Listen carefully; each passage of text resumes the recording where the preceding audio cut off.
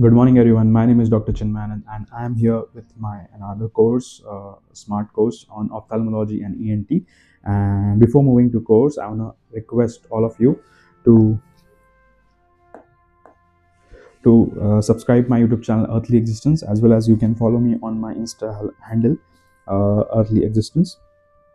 ID is here, and let's move on to the first question of the day, which is from ophthalmology. We will be starting first ophthalmology section, and then we will be moving in towards the ENT in the second half.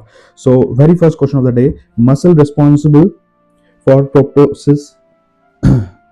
So very first question of the day, muscle responsible for ptosis in Horner syndrome. So this is the easiest question we know, and we know it's Muller muscle. So it's Muller muscle. So before that, after now, let's come to the concept. So, or mnemonic. What is the mnemonic? Horner syndrome. Horner syndrome has a mnemonic called as Pamela. Pamela, from this P for ptosis, A for anhidrosis, that is absence of sweating, meiosis, constriction of pupil, and anophthalmos, eyes will go inside, loss of ciliary reflex, that is spinal reflex, and isochoria. So everything is given in this image. You have to learn this mnemonic and you will be learning this syndrome. Apart from that, what is which muscle is affected? So here Muller muscle is affected. The function of Muller muscle, in addition to levator palpebrae superioris muscle activity, which is regulated by oculomotor nerve, this muscle also serves to lift the top eyelid by roughly 1 to 1.5 mm, 1.2 mm. Muller muscle receives sympathetic nerve fibers via sympathetic innervation. This muscle weakens or paralyzes in Horner syndrome. So you have to learn this, and a lot of time, this is easy question, but a lot of time we tend to mark this question wrong in exam. So coming to the next question. Next question is, a patient presented to IOPD after 3 years of cataract surgery. Slit lamp examination was done. What is likely diagnosis? So in this case, what we are saying, this is the lens area. So this is PCO. So let's discuss this. What is PCO? So secondary cataract, also referred to as posterior capsule opacification, is a frequent side effect after cataract surgery. So for this, we should know the cataract surgeries, and you have to learn cataract surgery before solving this question.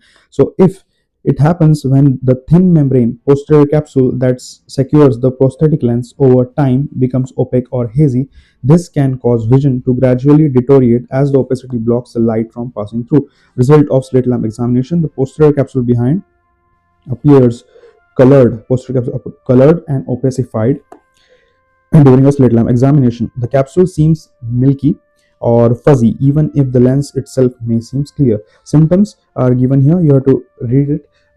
Now, coming to the major topic of OPTHA, that is cataract. We will discuss it thoroughly in this course. Reason is, from cataract, at least 2 to 3 questions, sometimes 4 questions are asked every year. So we have to do this topic thoroughly, and according to that, MCQ will be framed in the upcoming slides. So cataract, any opacity in lens or its capsule is cataract. Clinical features: gradual painless loss of vision will be there, and that will lead to blindness. And most common cause of blindness in India is cataract. Then classification of cataract, we have acquired and B, congenital. So in acquired type, we have metabolic type, traumatic, complicated, and senile or age related. Congenital type, we have infantile and developmental cataract. Now let's discuss the first cataract, that is metabolic cataract. In metabolic cataract, it's most oftenly in the diabetic mellitus disease we find it. So true diabetic or snowflake cataract, here snowflakes will be there.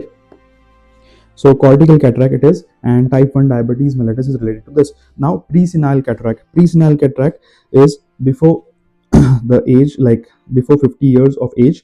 Senile cataract before 50 years of age, most common in diabetes type 2 mellitus due to carbamylation of crystalline. This is the option in the MCQ always given. So carbamylation of crystalline causes presenile cataract. Now coming to another cataract, that is galactosemia. Galactosemia, it's seen in the infant group. Oil droplet cataract, posterior subcapsular cataract, other name for this. Only reversible cataract is galactosemia. So only reversible cataract is galactosemia related cataract or oil drop cataract. Now, seen in infancy, this we should know, seen in infancy, and diagnosis is urine assay we have to do for this cataract and see the enzymes present there. So this is the oil drop cataract. Now, etiology, galactose generally converts into glucose, but here this pathway is blocked and or is dysfunctional. That will that is due to autosomal recessive metabolic condition like galactose 1 put, that's gal put, and UDP galactose epimerase and galactokinase enzyme defects. So these are the classical enzymes, so you have to learn this. This is one more MCQ. Then galactose and galactitol or dalkitol metabolites accumulates in lens, and that causes cataract here. So from this slide you will get at least 4 to 5 MCQs can be made from this slide. Now coming to this myotonic dystrophy, this is also asked many times. Then Christmas tree cataract, it is another name for this. Posterior subcapsular cataract, it is here Christmas tree appearance will be there like Christmas tree. So you can see there here Christmas tree is there. Now associated with ocular manifestation like ptosis and diplopia. Wilson's disease. Now Wilson's disease is also a hot topic for examination, and always they ask sunflower cataract, another name for it, due to deposition of copper oxide at multiple sites, and that will lead to formation of a Kaiser-Fleischer ring, KF rings, and these rings start, the deposition of copper oxide starts from the superiorly, then inferiorly depositions, and then it circles around. So it happens like this. And treatment for this KF ring is chelating agents we use, that is penicillamine and trientine. Lifelong we have to give, that will chelate the copper in that, and copper deposition will not happen. So this is sunflower cataract is given here. Now coming to another side. Now we have traumatic cataract. It's due to blunt trauma. Infrared rays like in highest lambda rays, that is infrared rays, wavelength rays, highest wavelength rays, lambda is denoted, is given for wavelength. Glass blowers cataract, it is another name for this, and true exfoliation of lens happens. So another, we have penetrating trauma due to siderosis bulbi. This question was also asked before in like NEET PG related, so this can be asked. So siderosis bulbi, so which metal, that is iron deposition due to iron object trauma. Then we have lightning or electric shock, anterior capsule opacities are there. And this is rosette cataract, this is blunt trauma, due to blunt trauma it happens. This is also a posterior subcapsular cataract, you have to learn this. Another cataracts like complicated cataract, anterior subcapsular, posterior subcapsular, nuclear and cortical, further we will be discussing as we move forward. Then coming to the another question.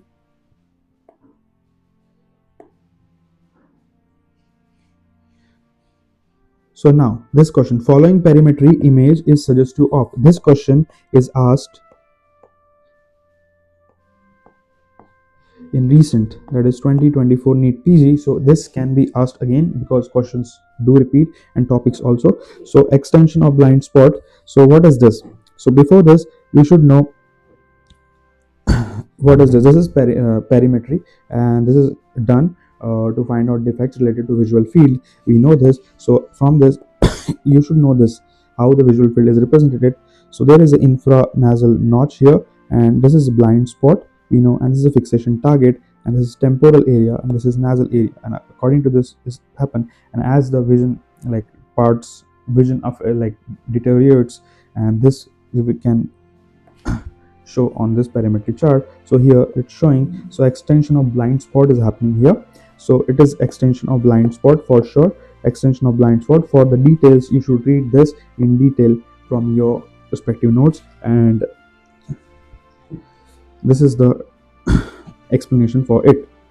So you should know this question. So let's me apart from that we have what, we have this pathway. This is visual field defects are there. These are very important, and from this during my time in my exam also there was question asked related to, I guess, pie in the sky, quadrantanopia related something, and there was hemianopia was also asked before. So this is a hot topic again, so you have to learn this. I won't be explaining it because it will take time. And again, these are the another few easiest way to learn this topic. Then we have a patient came with nyctalopia, that is night difficulty in vision. Rational image given below, what will the diagnosis? So what you are seeing, these are bats on the curtain, I will say, like that appearance is. So it is retinitis pigmentosa for sure. But how? And it is easy by diagram we can know this is retinitis pigmentosa. But we should know there can be MCQ which can be asked a two step ahead. So like this, so which of the following is a false statement, which of the following is a false statement with nyctalopia and following findings. So this is retinitis pigmentosa. First we should do the diagnosis, then now we should mark the correct option. So for this you should know the topic retinitis pigmentosa. So before that I will continue the cataract discussion and then we will move on to that. So complicated cataract. So etiology is posterior subcapsular, caused secondary to another condition. Uveitis, most common cause is here. High myopia is the angle closure glaucoma and retinitis pigmentosa. This is again the image. So this is polychromatic luster and breadcrumb appearance, opacities. These are seen appearance in complicated cataract. You should know this. One more image and one more question.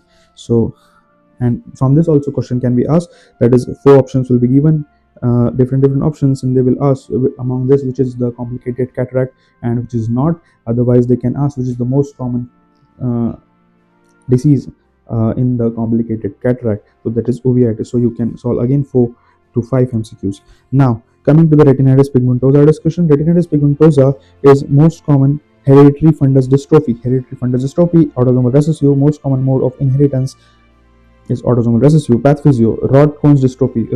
First dystrophy of rods happens and then moves to cone. Sometimes reversal also happens, and reverse rod retinitis pigmentosa is also another condition. Now clinical feature of this is nyctalopia, that is night vision difficulty. And then we have peripheral visual field loss will be there. So that will lead to peripheral visual field loss, and mid peripheral superior scotoma will be there, that is a ring or donut or scotoma will be there. Tubular tunnel vision will be there as this disease progresses. So signs of this retinitis pigmentosa, we have arteriolar attenuation. So this is the arteriolar attenuation is given here. Then we have bony spicules. These are the bony spicules. Then we have waxy or pale optic disc. So this is the waxy or pale optic disc. Then we have tapetal reflex, that is shining reflex at the macula will be there. Tapetal reflex X, and that is mostly in females, that is X-linked recessive female carriers. So main thing is this, you have to learn these three findings and these are noted here. Questions can be asked. And let's now come to our question. So most common rod cone dystrophy is retinitis pigmentosa. Yes, this is true statement. Then ERG shows loss of A and B wave amplitude. Yes, it does. So for that ERG you should learn. I will be sharing that in my Telegram group regarding ERG data and everything, and this PDF will be also shared in Telegram group, so no need to worry. Night blindness is a late feature. Night blindness is not a late feature, it is the earliest feature. So this is the false statement, and they are asking the false statement. Late presentation is loss of peripheral vision. Yes, peripheral vision is late presentation, since tunnel vision is the last finding here. So tunnel vision means it will be like tunnel and the periphery will be affected, so that's the last finding. So this is true, and night blindness, the late feature, is a false, it's the earliest feature. Now coming to the next question, that is Best disease diagnostic investigation. In Best disease, what is the diagnostic investigation of choice? So in Best disease, we have to first, we should know what is Best disease. So now best macular dystrophy, this is the best macular dystrophy, an inherited macular dystrophy caused by mutation in the BEST1 gene leading to progressive central vision loss. So these are the various different forms of this Best disease, and among that vitelli-rupture stage is very common, and it's a lot of time MCQs are framed here. So this is autosomal dominant, opposite to this retinitis pigmentosa. Then clinical feature is hemarlopia, that is here the problem in pursuing the day vision. Day vision is not good, and central scotoma will be there here also. And now signs, lipofuscin accumulation will be there, vitelliform lesions. So these are vitelliform lesions, that is a egg yolk like stuff will be the egg yolk. and egg yolk appearance, and pseudo hypopyon collection of fluid in the anterior chamber will be there. Then management, EOG. Management of this best disease is EOG. Investigation of choice, EOG. Ardence ratio you should know, less than or 1.5 or 150%. Normal is greater than 1.85. ERG is normal here. Electroretinography is normal, but EOG is the investigation of choice here. So you should learn this before going to the exam. Now, a laborer working at construction site comes to the casualty with red eye and history of tuna or lime particle few hours back. How you will manage this condition? So tuna or lime particle, this question is also asked, and it's very simple to ask. Before that, so in this condition, the simple thing is that topical antibiotics and cyclophages we don't give. Then irrigation with normal saline, yes, this is the major thing, and this is the easiest way to like overcome this injury. And so irrigation with normal saline we have to give until the patient red eyes little bit decreases, and his pain little bit decreases, and patch the eye with topical lubricant. Yes, we do it. Topical antibiotic and cyclophagy we also do, but it is the last stage. And temporary tarsography, these are the extreme stages. But in the casualty, while we are working, the best and the easiest way we can do is irrigation. And next that will be done, irrigation with normal saline. So now coming to the next, that is FFA, fluorescent angiography is there. This it looks like this. So appears microaneurysm appears like. So before that we should discuss this image. What is this?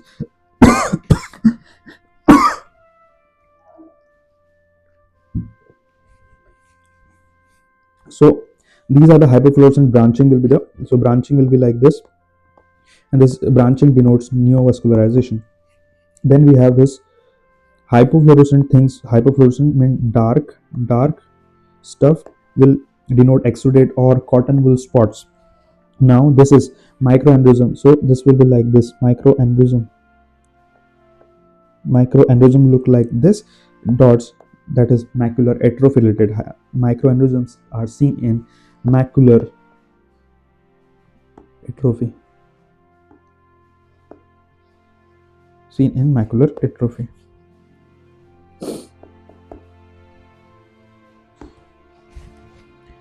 Now coming to the question, so what does microaneurysm appears as? We should know branching, hyperfluorescent branching like structures in the vessels. Yes, these are hyperfluorescent. Dark, no. Hyperfluorescent dots, hyperfluorescent dots, yes, it can be. And hypofluorescent dots, so these are hyperfluorescent dots for sure. So hyperfluorescent should be marked first. Now branch like structures in the vessels. So even if we see here there's a branch like structure, but the answer will be hyperfluorescent dots, because they are asking only about microaneurysm. These are asking about these dots, so the answer is hyperfluorescent dots. Now coming to pterygium is associated with pterygium. So this is pterygium, and pterygium can reach the pupil like this, till pupil, and that will affect the loss of vision will be high, and that will disturb the sensory part of the pupil also. Sensory effect will be lost. And here it's pterygium till iris. So here the problem will be with astigmatism, that is curvature will change. So in this case, pterygium associated with eye pain, no. Pterygium is no eye pain. Macular edema, no. Prudent discharge, no. Astigmatism, yes. So this is basic logical question, and you can just by putting logic or guessing also you can solve this question. Now coming to the a 2-month-old child presented with watering eyes, photophobia, all of the following below can cause symptoms except. So what is this? First we should know. So 2-month child presented watering of eyes. Watering of eyes happens when there is a contact of a particular object or a particle or a eyelashes or other something stuff.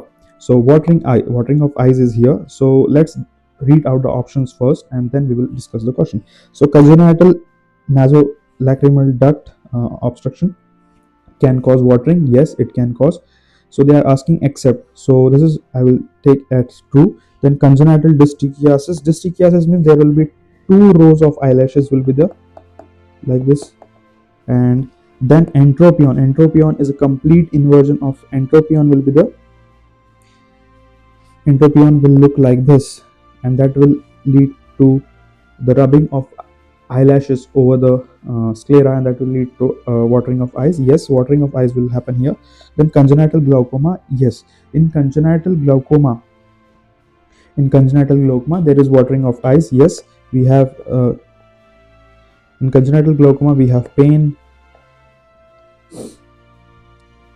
and there is photophobia is also the photophobia. In congenital glaucoma we have photophobia.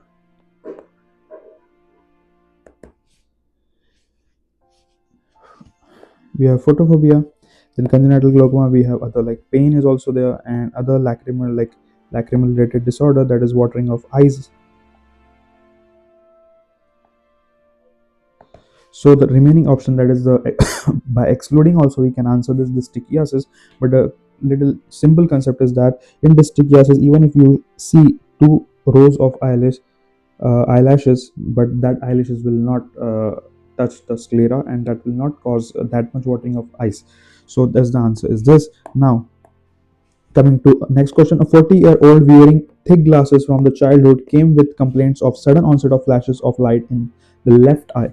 What could be the likely diagnosis? Flashes of eyes in left eye. So flashes, whenever they say flashes, sudden flashes of light which complaints, so only thing can come in our mind is things like disease will be related to retina. So before that, moving to retina retina answer, so we should discuss the retinal disorders and problems. So we have first problem we have to discuss is this CRAO, central retinal artery occlusion, that is also called as eye stroke. So in this clinical, and another, that is central retinal venal retinal vein occlusion, it is called as IDVT, DVT of eye. So first, so let's discuss clinical feature, etiology, diagnosis, and treatment. So clinical feature of CRAO, that is central retinal artery occlusion, we have sudden profound loss of vision, painless and monoocular. It will affect only one eye and it will be painless, sudden profound loss of vision. And on the contrary, variable, that is blurred vision to sudden vision loss, and painless and monoocular, that will be central retinal vein occlusion. So you can differentiate like this. Then etiology, so in CRAO, retinal artery occlusion, we have embolism, vasculitis, vasospasm, sickle cell, trauma, and glaucoma. In this case, CRVO, we have risk factor including typical stroke related, since that's why it's also called as IDVT. Then hypercoagulate state, glaucoma, compression of vein in the thyroid, or orbital tumors. Now another diagnosis, retinal pallor will be there on fundoscopic examination. Then we have macular cherry red spot. So this is normal fundus. CRAO, you will be seeing cherry red spot, CRAO. Plus minus afferent pupillary defect will be there. And in case of CRVO, optic disc edema will be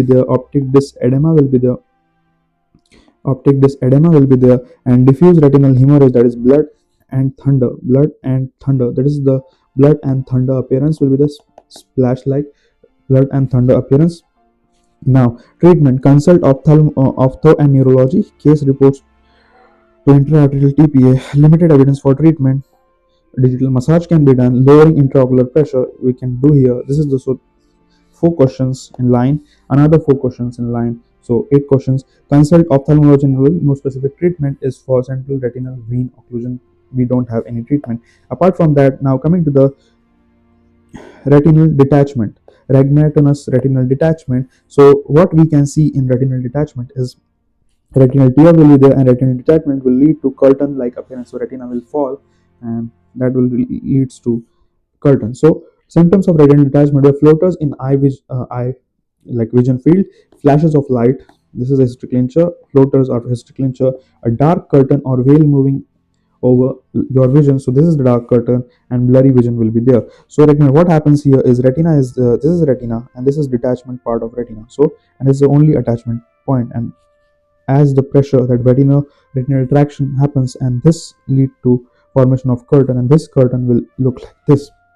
That will lead to rhegmatonous retinal detachment, and that will lead to difficulty in vision, like blurry vision and other symptoms. Now, let's discuss the pathogenesis. What happens here in retinal detachment? Liquefaction of vitreous happens. That will lead to posterior vitreous detachment, and then dynamic vitreoretinal traction from attached part of vitreous, and that will lead to retinal breaks.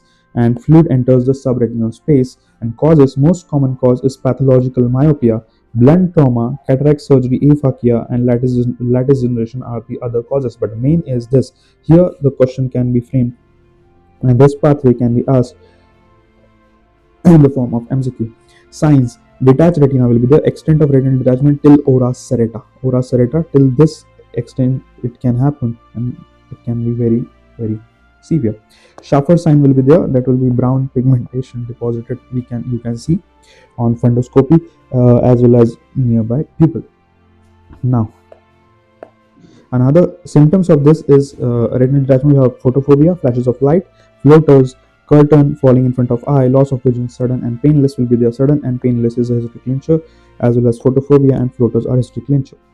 Now, management. So we have two types of management. So if depending on the retina, mobility of retina, if the retina is mobile retina is there, that is it, like curtain falls and waves, then we can do tamponade.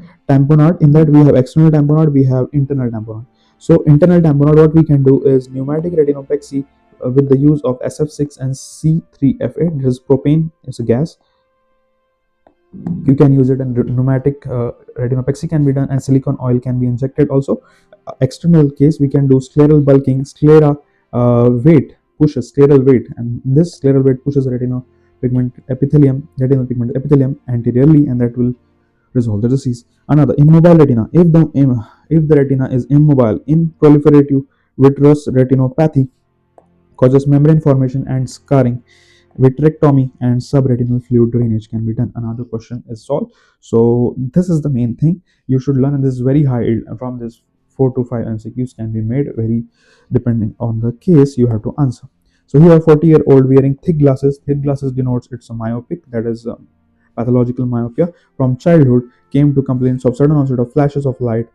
What could be likely? So it can be, what is subretinal? No, it cannot. This is retinal detachment for sure. Another symptoms doesn't satisfy this CRAO and CRVO, so it's retinal detachment. So apart from that, we do OCT, that is diagnostic test for, that is ocular test is this OCT we do, that is coherence test, ocular optical coherence test or ocular coherence test we do. And in that you can see this, if the retina detaches there will be this like this. It can be cyst, it can be anything, and you have to learn this. You have to just learn the name of this diagnostic procedure. It can be asked in MCQs. So apart from that, this is the differentiating main type of retinal detachment. You can go through it after the lecture. I will be sharing the PDF. From this also at least 5 questions can be made, so you should learn this. Now next, a patient present in eye OPD. This is a neat PG 24 recall OPD with this finding. What is this? So what is this? This is a pretty simple question, and this is a dermoid. So a benign cystic lesion consisting of ectodermal components such as skin, hair is called as dermoid. Congenital in nature, they can arise in several parts of body, usually in the vicinity of the eyes, ovaries, or brain. The usual course of treatment for symptomatic cyst in surgical excision.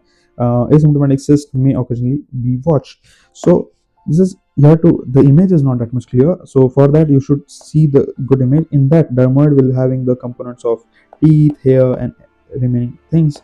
So from that you can identify also. Another question, in Wilson disease, the best choice of investigation. We did this Wilson disease. So what we have to do is copper problem is there. So what we do is a ceruloplasmin is the best investigation of choice. So let's come to explanation. The most effective initial test for examining Wilson disease is serum ceruloplasmin, which is frequently combined with other tests for more thorough diagnosis, including 24-hour urine copper and hepatic copper concentration. So this is the very important question, and a lot of time it's asked again and again. This is a neat PG 24 question recently, so you should know this. Now Coming to the 14th question, 80-year-old patient present with painful red right eye. Painful. This is strictly ensure red right eye. Let's see, on slit lamp examination, corneal edema is seen with flares, and deep anterior chamber. Cataractous lens in right eye. So intraocular pressure is 50 mm Hg in left eye and 15 mm Hg in right eye. What's the diagnosis? So surely this is a glaucoma. But which glaucoma? For this you should know the glaucoma topic, and this is the glaucoma. And again, I am continuing the cortical cataract discussion. The reason is we have two things here that because glaucoma, phacomorphic and phacolytic glaucoma, most commonly causes cortical cataract. So we should know this topic before solving this glaucoma question. So cortical cataract, peripheral cataract, it's a peripheral cataract, loss of vision will be there night time, that is nyctalopia, again night blindness greater than daytime.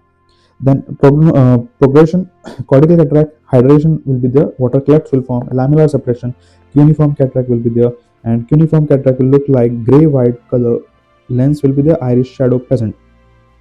Now if the continued hydration will be there or swelling, and that will negative treatment, we can't treat this, and we can't treat the disease, then mature senile cataract will happen, that is intumescent cataract, another name. So pearl white color, absence of iris shadow, most common complication of this macular senile cataract. And this most common complication of macular senile cataract is phacomorphic glaucoma. So we'll discuss this further. Phacomorphic, that's why I discussed this condition, because you should know before solving another question. So it will help you to solve a question related to glaucoma as well as cortical cataract. So if not treated, if this mature senile cataract is not treated, then what will happen? Then hypermature senile cataract will happen. Hypermature senile cataract, most common complication is subluxation of lens, and lens will subluxate. Complete disintegration of cortical fiber will be there, and due to dysfunction of zonules, there will be two cataracts again, Morganian cataract and another sclerotic calcified cataract. Morganian cataract is liquefaction of cortex, sinking of nucleus will take place, and most common complication is phacolytic glaucoma. So phacolytic glaucoma is associated with Morganian cataract.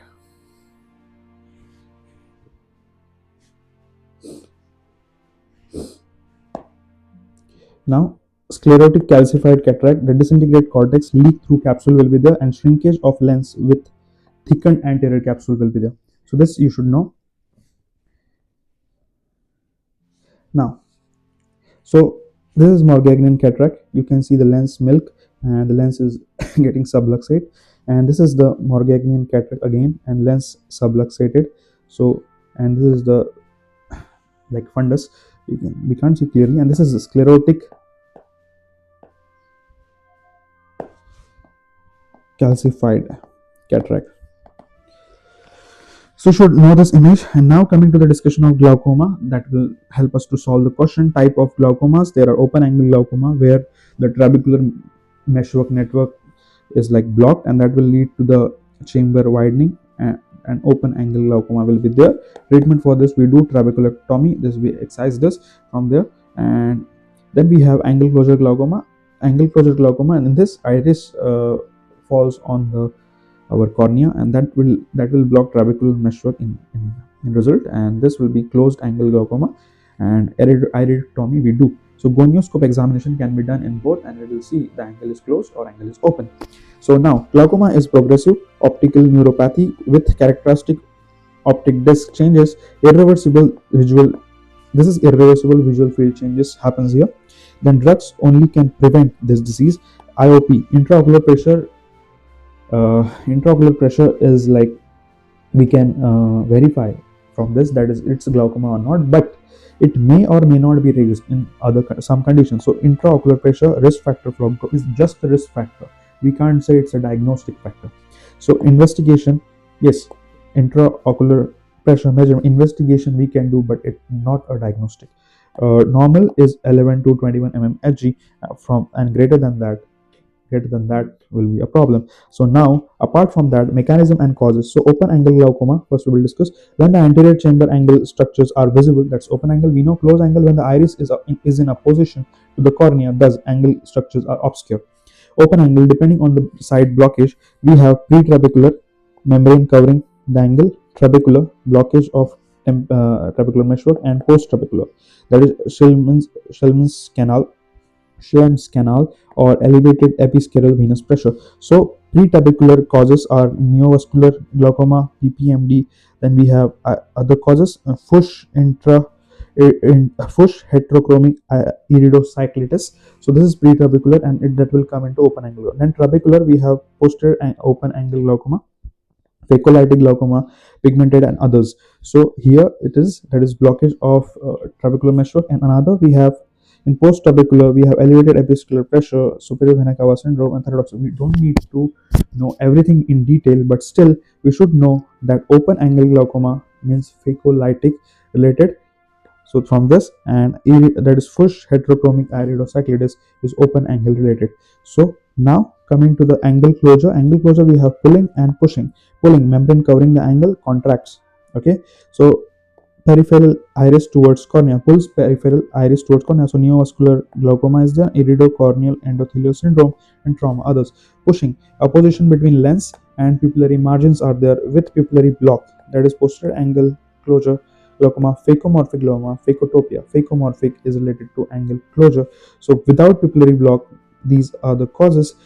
So this question, and this is the open angle glaucoma closure symptoms and causes. You can learn this and read this. So now coming to the question.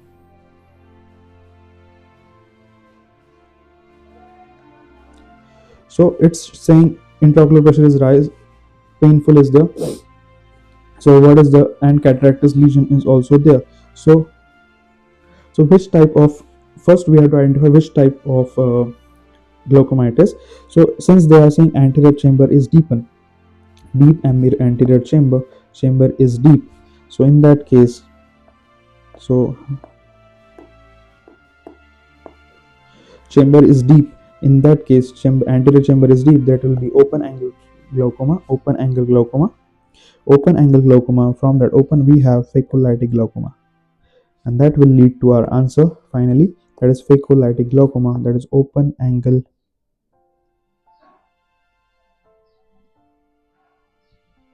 So phacolytic. So this is the answer, and this kind of questions can be framed, and this question was asked recently in INICET. And why I took this question, because sometimes these topic will repeat for sure, not same question, but at least from this concept or these flashcards things will be asked.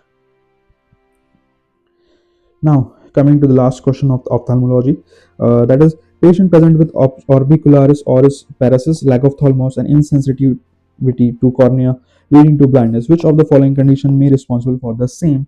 Lyme disease, leprosy, ophthalmia, and trachoma. First, let's decode this MCQ. So simple is this. So orbicularis oris is 7th cranial nerve problem or facial nerve problem. Orbicularis oris paresis. Then lag of ophthalmos is there. Lag of ophthalmos will be related to 5th cranial nerve nasociliary branch problem, palsy, that will cause corneal anesthesia and insensitivity to cornea leading to blindness. Which of the following condition may be responsible for same? So Lyme disease, leprosy, ophthalmia, and trachoma. So Lyme disease means there will be uveitis and keratitis. So chronic granuloma and keratitis is rare here. Leprosy, yes, leprosy, what happens in 5th cranial nerve nasociliary branch palsy, and that will result into corneal anesthesia, and that will lead to corneal anesthesia. And here we will see lag of ophthalmos, exposure keratitis, corneal ulceration, and opacification. And this is neuroparalytic keratitis. There will be patches of anesthetic patches will be formed due to leprosy, and that will lead to this particular scenario, that is cornea leading to blindness, lag of ophthalmos, insensitivity. So lag of ophthalmos, insensitivity to corneal leading to blindness, and orbicular where it's completely leprosy. Ophthalmia neonatum, no. Trachoma, no. So from this question is solved. This is very important question. Again, this is previous year topic. Now, and 14-year-old boy presented with nasal mass and recurrent episode of bleeding from the mass. Investigation choice. This is NEET PG 2024 question. Probability of repeat is possible. So in this case, this is a mass. This may be polyp or any juvenile polyp or something. So CT with contrast we do in child for sure. So let's discuss. Preferred examination for 14-year-old killed with nasal mass and recurrent episode bleeding from the mass is CT scan with contrast. So this is the, you have to learn this. This is like a one-liner. And apart from that, just discuss this. Uh, we will discuss this. Magnitude of mass in relationship with surrounding tissue and the involvement of sinuses or other structure can be determined with the use of comprehensive picture of the nasal cavity and surrounding structure called by CT with contrast. Additionally, it helps to evaluate mass vascularity. So vascularity we can evaluate from this. So this is the answer. Let's move to the next question. Which nerve supply? So before this, we should know this: external ear, auriculotemporal nerve, this part of the external ear, then greater auricular nerve, facial and vagus nerve, lateral surface of ear, and medial surface, again facial is shown, greater auricular nerve and lesser occipital nerve. So in this case, what we are seeing is facial nerve and vagus nerve. So 7 and 10 will be there in option for sure. So yes, every option has it. So apart from that, auriculotemporal nerve, 18. So 18 is there. Then we have greater auricular nerve is there. So option will be D. So we have to read this and learn. Then we have which of the following instrument insertion will be difficult. So this was the image asked in NEET PG 24. So here see, if you see this image, here will be edema and grossing is seen. So for simplification, I have given another X-ray where you can see the neck edema, and in this case what is contraindicated is tracheostomy. We can't do tracheostomy here because if we do tracheostomy and if the edematous material goes into the windpipe, that is trachea, that will lead to aspiration and patient can die. So this is the answer, tracheostomy. This is the explanation you can learn. And a singer presents with a problem in high pitch on examination, bowing of one side of vocal cord. Which of the following muscle is affected? So simple is this: pitch means cricothyroid. So it is cricothyroid, and this is asked many times during my exam also in 24 Jan 2024 FMG.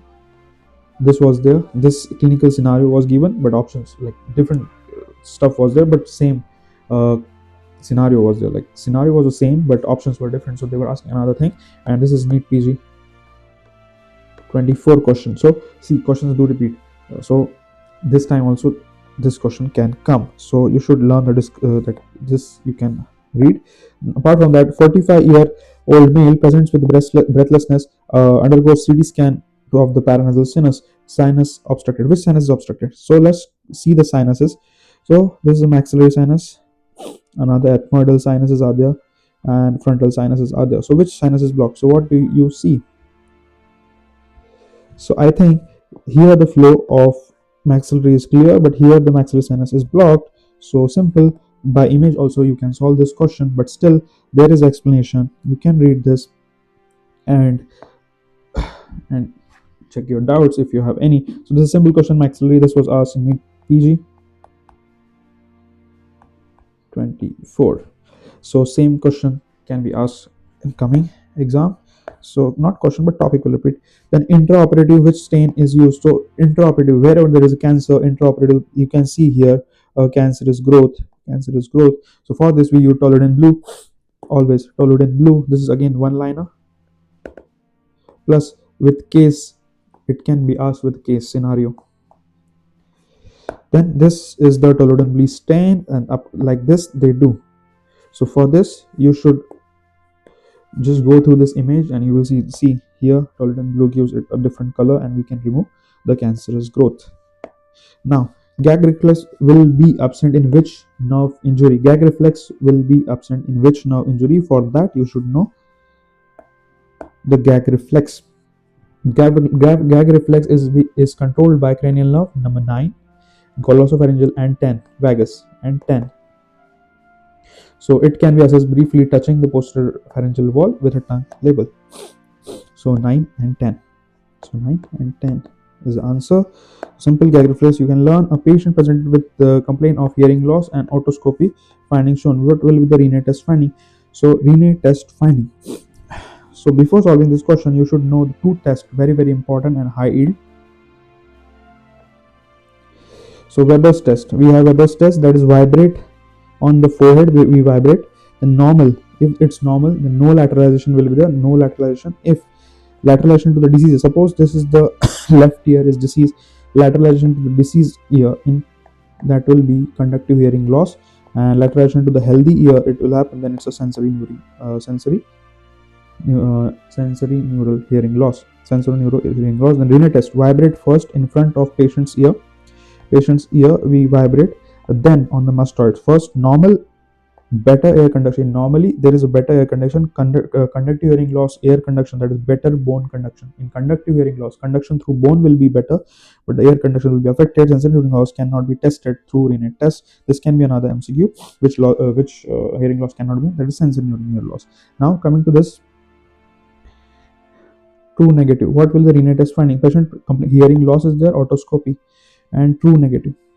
So since there is a perforation means air conduction will be affected, and bone conduction will be good. So it is a true negative type. So for this type you should know this. So let's see. Renet test would be typical yield of true negative result. That is, in patient presenting hearing loss, if the otoscopy reveals finding consistent conductive hearing loss, that is conductive hearing loss such as impacted serum, middle ear effusion, otosclerosis, Renet test would typically yield true negative. In this context, true negative test means that bone conduction is better than air conduction in the affected ear.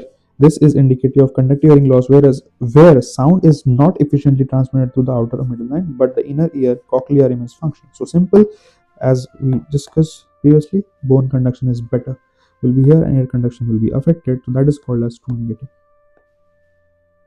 So you can read this stuff again. PDF will be sharing on Telegram. Now another, female with mild conductive hearing loss and tinnitus is there. PTA is shown. What is the interpretation? So PTA. So before, you should know these charts. I have attached these charts, and you must be knowing what is for bone conduction, what is for unmasked and unmasked. So bone conduction we denote by these arrows. Unmasked air conduction we do a triangle and square. Masked bone conduction we do like this. So you should know this, and there are specific findings for specific disease. Conductive hearing loss will look like this. There will be gap and everything you should look. But for this is the most repeatedly asked question related to Cahardt's notch at 2002 kHz. So this is seen in otosclerosis.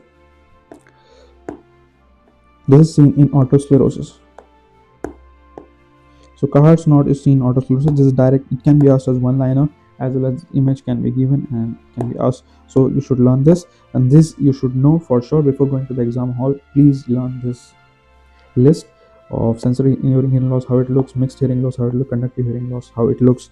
Then this are another images. So for your ease, I have attached all the diagrams, and you should go to this.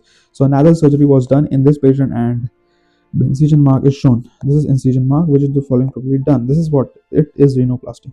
We have septal cartilage is being operated, so it is rhinoplasty. Fest no, septoplasty is no. It's the answer no. It's rhinoplasty. This is a discussion like you can learn. Then patient with papillary carcinoma thyroid. Under the thyroidectomy, post surgery, she complains of hoarseness of voice. Which of the following step in surgery could not cause this symptom? Could not cause. So hoarseness of voice. So they are laryngeal nerve related. So we have two nerves: external laryngeal nerve and recurrent laryngeal nerve. So let's come to discussion. Thyroid is supplied by external laryngeal. Most commonly supplies cricothyroid muscle. That is most common injured nerve is external laryngeal nerve. Another MCQ is a question. Supplies the cricothyroid, and that will enable you to pitch the sound. So that pitch, that teacher question was there. So pitch this cricothyroid muscle, external laryngeal nerve supplied. So that can be asked like that also. So two case scenarios. And recurrent laryngeal nerve up unilateral. If it's affected unilaterally, the recurrent laryngeal nerve here, left recurrent, right. If it's affected unilaterally, then hoarseness, bilaterally stridor. So both conditions are difficult, and this is diagram you should see. Now coming to the question: ligation of vessel near the superior pole of thyroid. No, superior pole of thyroid. If we do superior pole of thyroid and recurrent laryngeal nerve, chances are, let's see, little bit less. It should be inferior, because see, inferior. So inferior pole of thyroid because inferior. So I will go with that. So it is the first statement is false. So this is the answer. And division of Bailey's ligament, dissection of close to the tubercular gland around Beard's triangle. These are stuff you should read and as well as search, so that where is Bailey's ligament, where is Zuckerland, tubercular gland, and Beard's triangle nearby. The structure which is affected is recurrent laryngeal nerve. It's a very important question. This is asked INI CT question. This can get repeat topic. So ligation at the vessel. This is surgery related also. In surgery also we have parathyroid and thyroid related nerve disorders. So like so you can learn there also. So now, which of the following is a life-threatening injury? Now, bilateral complete recurrent laryngeal nerve palsy, partial, unilateral complete. So this is bilateral for sure because we have hoarseness as well as stridor. So this is the question. Then we have a 13-year-old male patient with unilateral mass nasal obstruction and recurrent episode of epistaxis for past 6 months. What is the most likely diagnosis? So this is question asked n number of time. During my exam it was there, that is Jan FMG, it was there 24, and NEET PG 23 it was asked. So this is juvenile nasopharyngeal angiofibroma, 13-year-old male patient, unilateral this is, and recurrent episode of epistaxis for the past 6 months. This clearly epistaxis related juvenile. So let's discuss the flashcards now. Flashcard, I will be starting with juvenile juvenile nasopharyngeal angiofibroma. So this is the juvenile tumor. Juvenile nasopharyngeal angiofibroma is a benign vascular tumor that appears in nasal cavity. Although it is malignant, not cancerous, it can expand quickly and extensively. So now it will be seen like this: frog face deformity seen where it's seen in JNA. One question. Then we have again this. So you should questions are like that. Then what is the investigation we do? CECT, Hollman Miller or Antle sign. This question was asked in NEET as well as FMG 24 Jan. So Hollman Miller sign, also called as Antle sign, is seen in juvenile nasopharyngeal angiofibroma. It refers to anterior bowing of posterior wall of maxillary cavity. So anterior bowing of posterior wall of maxillary. So you can see this antrum and seen lateral skull radiograph is seen. Which artery is affected here is maxillary artery. So one other question. So question number 2. So let's discuss another. That is management of JNA is surgical excision, pre-op immobilization. Most common artery supplying JNA fibroma, it is maxillary artery. If unresectable, recurrent present. So this is the angiography done. So you can see, and this question was asked. So this is another question. So 3 to 4 questions we discussed. Now another flashcard, that is maxillary sinus carcinoma, that is nickel or furniture hardwood dust causes this. So maxillary sinus squamous cell carcinoma is an aggressive tumor usually diagnosed at an advanced stage, and most patients present with poor prognosis and survival rate. So it will look like this. You should not confuse with this because maxillary sinus carcinoma, it's not related to children. Mostly adults are affected through this. So you can see the adult presentation will be here, and Orgren's line will be there. So used as an arbitrary dividing line in classifying local tumor of maxillary sinuses. So this can be asked as sometime like one liner, is a vague one liner, I will say, vague one liner. Then we have another, that's atopic rhinitis. Atopic rhinitis also important topic for this exam, and clinical cases will be there. Still, let's discuss aka ozena. Atopic rhinitis condition that affects the interior of your nose. Condition occurs when the tissue that lines nose causes mucosa known as, and the bone underneath shrinks down. So crust will be forming. Crusting will be the major thing given in atopic rhinitis. Nasal septum is there, inferior turbinate, and roomy nasal cavity will be there. Inferior turbinate will be seen clearly. And this crusting is a history clincher. Crusting means ozena. or atrophic rhinitis. Rhinoscleroma. Rhinoscleroma, another, that is aka woody nose, is there. Rhinoscleroma, this is also very important topic, always asked, and this is the pathological pathology pathological things. You can see this, like, let's see, that can sometimes infect the upper respiratory tract, and this is the Russell body and Milukis cells. Russell body, another question from pathology, and rhinoscleroma. This is presentation. You should learn this topic for very sure.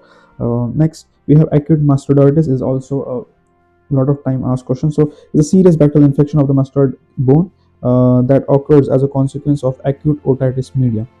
So mustard reservoir sign, pulls pus fills up on mopping will be the, and it will like ironing of mustard surface seen in acute mastoiditis. Then acute suppurative otitis media is also a very commonly asked question, and an acute inflammatory disorder, middle ear cleft due to bacterial infection, if not recognized treated, can lead to chronic otitis media. So you should know the cartwheel appearance. In this, cartwheel appearance is asked many times. So this is another MCQ. So you should know this flashcard.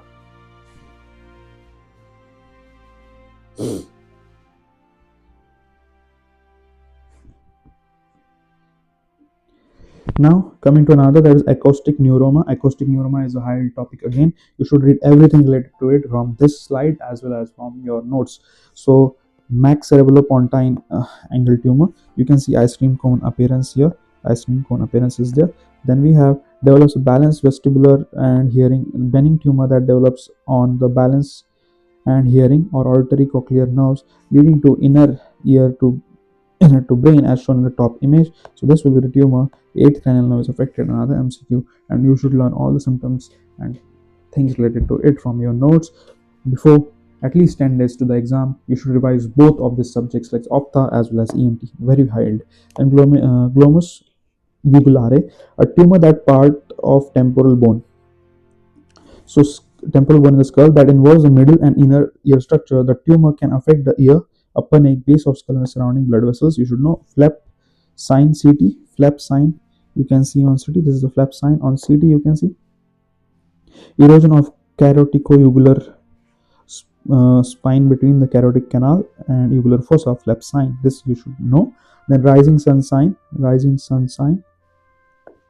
brown sign on sigillation. So these two, flap and rising, these are the questions. Glomus jugulare. Then Meniere's disease.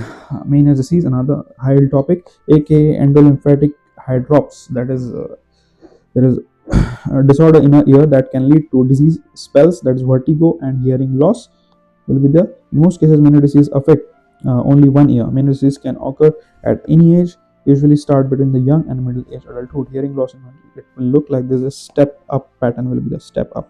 This is step up pattern. Rising audiogram, recruitment phenomena, hearing, Hindenburg sign, Tullio's phenomena, that is ringing of ears and everything like another stuff. A lot of stuffs are there, and two Markins crisis and diplococcosis, that is different double hearing will be there. So you have to learn this topic for short, and you should. This slide is very high. Questions will be asked, and apart from endolymphatic and lymphatic hydrops, what is the major lymphatic components and all that, like sodium, potassium, at a chamber of scala vestibuli and tympani. You should learn that also and see it. Now this is the water's view. There is another view, cadval view. You should differentiate them, and image can be given, and sometime in maxillary cavity will be obstructed or something will be there, and you can see and can tell like what's the diagnosis, which cavity is blocked, as well as you can comment on the water's view. So question can be asked like this: what is this view? That's single one-liners can be asked. Now, which of the following is not recommended in an 8-year-old child with bilateral sensory hearing loss? Sensory neural hearing loss. So let's, sitting in front of class, yes, we can give, because sensory neural hearing loss in that child, if we allow him to sit front benches of the class, he can lip read the teacher's moment and can understand the language. Cochlear implant can be done, and hearing it can be done. Adenectomy and grommet, we don't do adenectomy and grommet done in another conditions like serous otitis media. In that case, we do adenectomy and grommet insertions. These are the grommets. Grommet pictures can be asked, and this procedure is called as myotonic done in serous otitis media. So this is another question important. Now identify the fracture in the given image. This is the horizontal fracture we see here. You can see horizontal, and it forms I or H. So in this case, it must be a Jarge fracture. Jarge fracture. Let's discuss. So nasal septum fracture, Jarge horizontal. In this case, this is the Jarge, and chevalate will be like this, like I. Nasal bone fracture. You can see here fracture. Nasal bone fracture like this. So it is like this and this. So another, we have forceps like Walshman forceps, close reduction of nasal bone fracture. We do by this Walshman forceps. You should look at the forceps. It will be look like this. And another, there is a blunt ends will be there. And Ash forceps, that is reduction of nasal septum. For that, ends will be blunt, but they will be little tapered. So you should know. This is another 3 questions are solved from here. Then we have this Leafort's fractures. These are very important. Types are given here. Leafort's types you should know, and background. So you should discuss this Leafort's.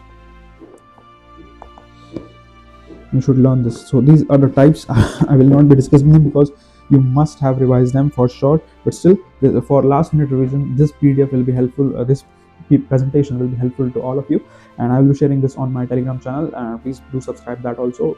Before that, subscribe my YouTube channel, Earthly Existence, and you can follow me on my Instagram. Thank you for your attention. And last, as usual, I give one quote at the end. That is, success consists of going from failures to failures without loss of enthusiasm. This quote was given by Churchill. You can read Churchill when you get time. And so that's the thing, and that's the lecture. I hope it will be fruitful, and it will have good response on this. I will have good response on this video. And till the time, let's see you in another video with another high MCQ session.